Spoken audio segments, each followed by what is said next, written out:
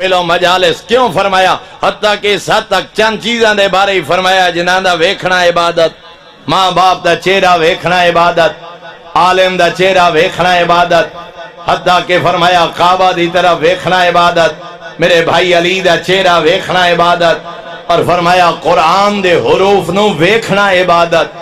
اس حد تک معصوم نے فرمایا بھاویں حافظ بھی ہوئے قرآن ویکھ کے پڑھ۔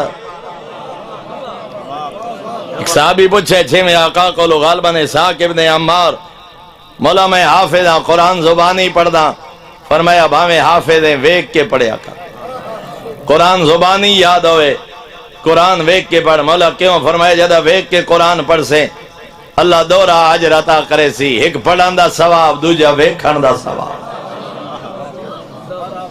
نال فرمایا اتنا بلند پڑھ جے آپ سن سکیں، آیت دی تلاوت تیرے کنہ تک آ رہی ہوئے، مولا فائدہ۔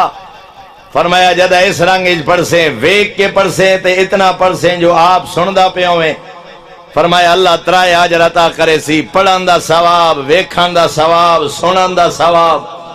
مولا کیا ثواب ہے؟ فرمایا قرآن ویکھن نال اکھیں دے گناہ معاف ہوندے، قرآن پڑھن نال زبان دے گناہ معاف ہوندے، قرآن سنن نال اللہ تیرے کنہ دے گناہ معاف کرے۔